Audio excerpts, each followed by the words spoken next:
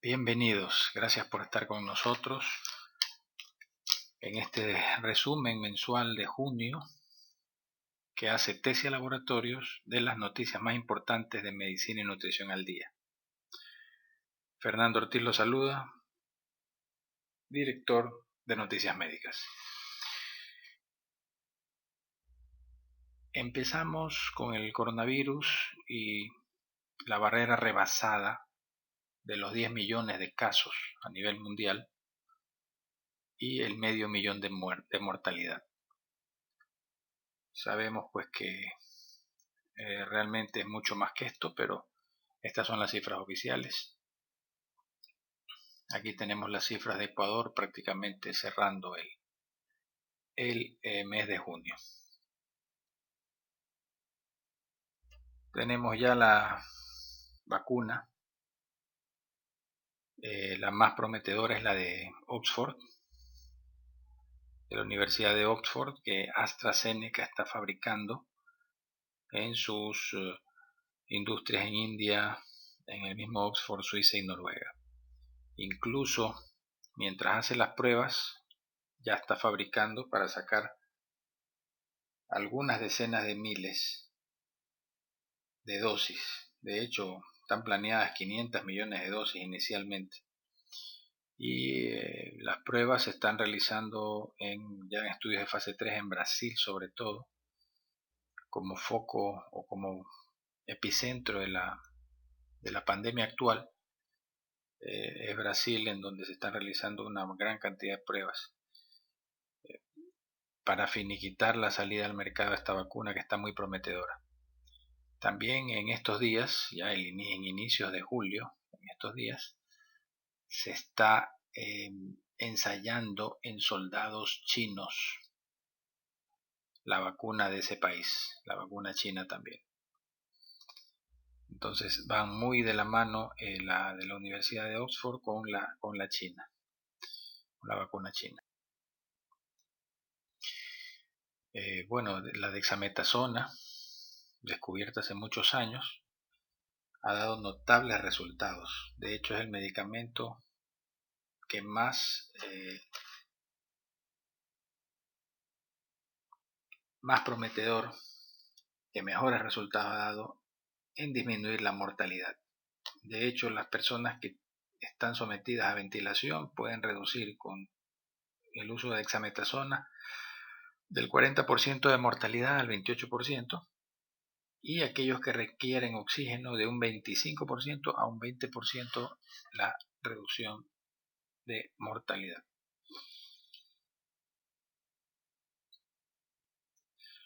Pasando a otros temas, la comprobación de los antihipertensivos para prolongar la vida de los pacientes adultos mayores más frágiles, ¿no? Quienes mayor adherencia tuvieron, 44% más redujeron su propensión a muerte, siempre y cuando gozaran de relativamente buena salud, ¿no? Hubo una reducción de 33% de muertes para quienes comenzaron con una salud más deteriorada.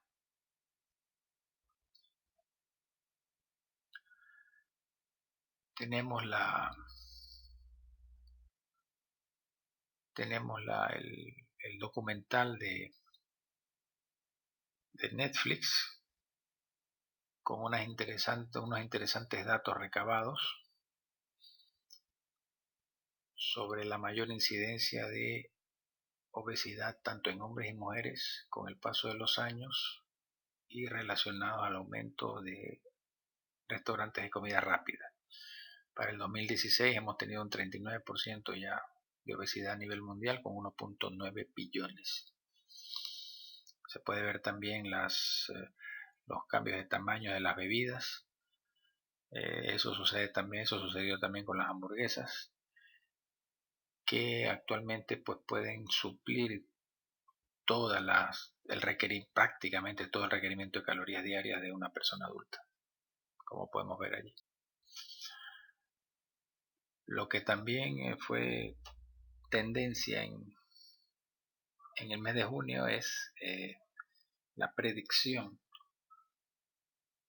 predicción de la enfermedad cardiovascular de Carlos Luis Morales, debido a su pliegue en su oreja, pues este pliegue en diagonal de 45 grados, significa en ambas orejas, significa un mal pronóstico, ¿no? Una estrecha relación con la enfermedad de las arterias coronarias y con la cardiopatía isquémica. Es bien conocido este signo de Frank.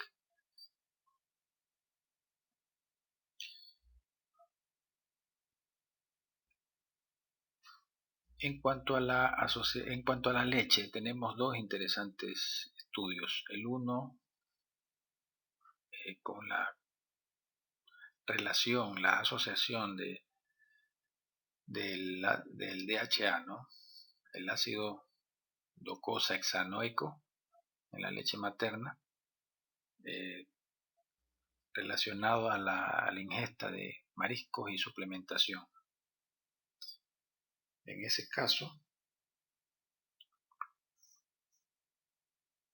tenemos una relación directa y significativa versus las madres que no tomaron suplementos o se alimentaron de mariscos. Hay una mayor incidencia de eliminación de este ácido tan útil para el niño en crecimiento, sobre todo para su desarrollo cerebral, el DHA. Hay mayor eliminación de estas madres que consumieron o mariscos 3 veces a la semana o suplementos de DHA. En lo referente a la evidencia de la leche de vaca,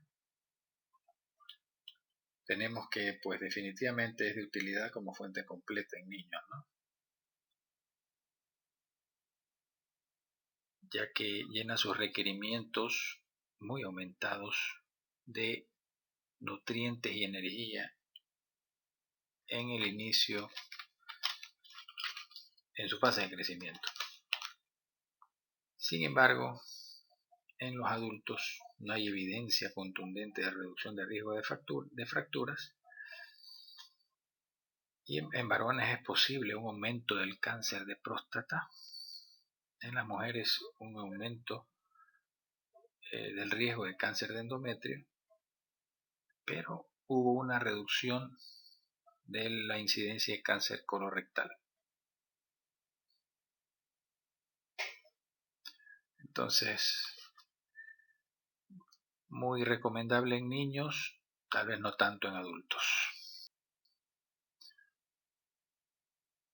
Bueno, aquí hay una diapositiva cortesía del doctor Francisco Tama, que habla del deterioro o manifiesta el deterioro de la capacidad respiratoria en el síndrome de dificultad respiratoria aguda, ¿no?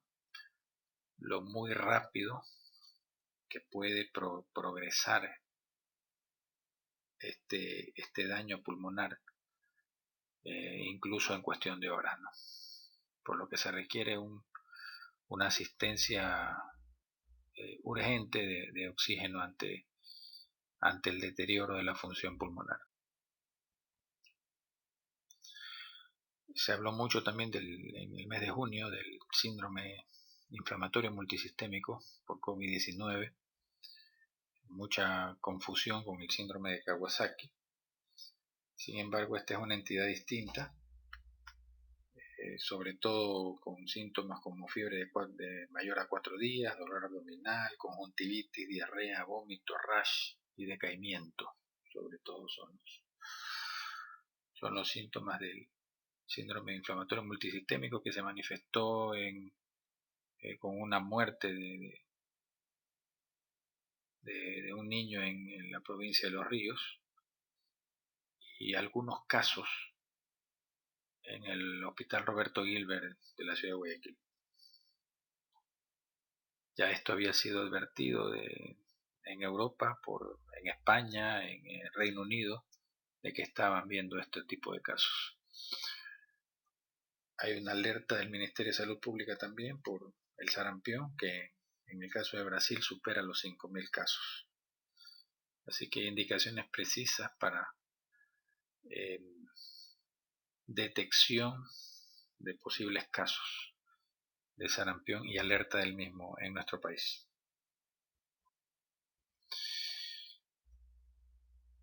Aquí una cortesía del doctor Francisco Tama sobre esta revisión de las manifestaciones visuales, esta revisión de las manifestaciones cutáneas del COVID-19, como en muchos otros links, vamos a dejarlo anexos a este video para que se pueda acceder a este documento visual, así como la evidencia y las fuentes de noticias de lo mencionado durante esta redacción del video. La interpretación de pruebas rápidas, también lo tenemos acá.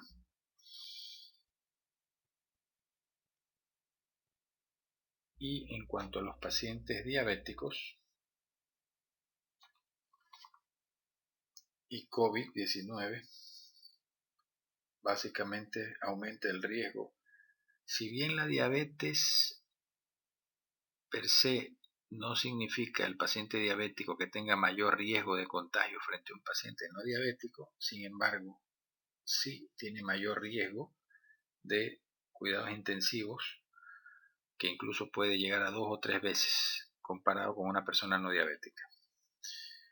El control de la glucosa eficiente significó una reducción de la inflamación en general sistémica y una reducción de la procoagulación. La obesidad tiene 3 veces mayor el riesgo de llegar a una etapa crítica de la enfermedad. Los lineamientos, las indicaciones a seguir por parte del Centro de Control de Enfermedades de Estados Unidos también fueron divulgadas. Y como los demás, en la parte inferior de este video tienen los links a este y a otros artículos.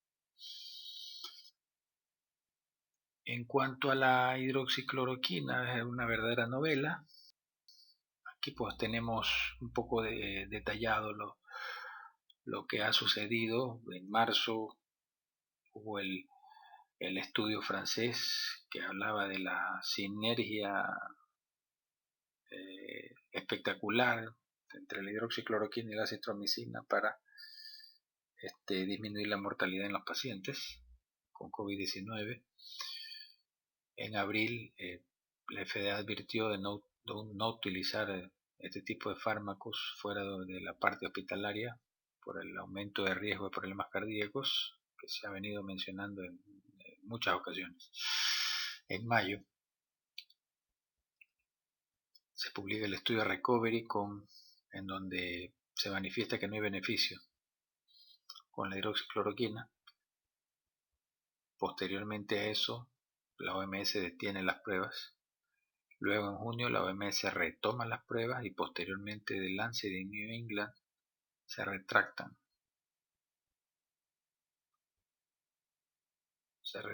De estos estudios por falta de integridad en los mismos. 15 de junio FDA suspende la autorización de la hidroxicloroquina para el uso en COVID-19 y ese mismo día un grupo de médicos rechaza y reclama este tipo de acción del FDA, argumentando que la terapia debería estar ampliamente utilizable o disponible para combatir la pandemia. Tenemos las curvas comparativas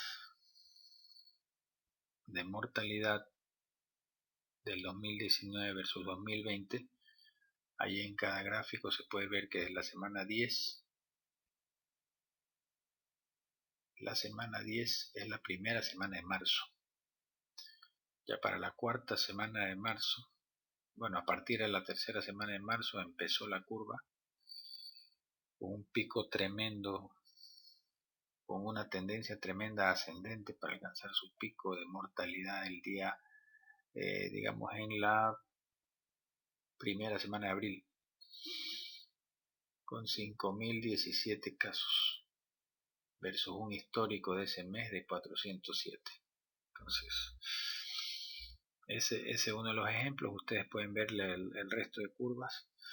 En la costa se ve una clara disminución en las últimas semanas, mientras que en Santo Domingo, de los Áchilas y Pichincha sobre todo, hay una tendencia tremenda al alza. Bueno, finalizamos con las tendencias de muertes y casos reportados por país. Estas curvas de casos y mortalidad en cada país, encabezando Brasil.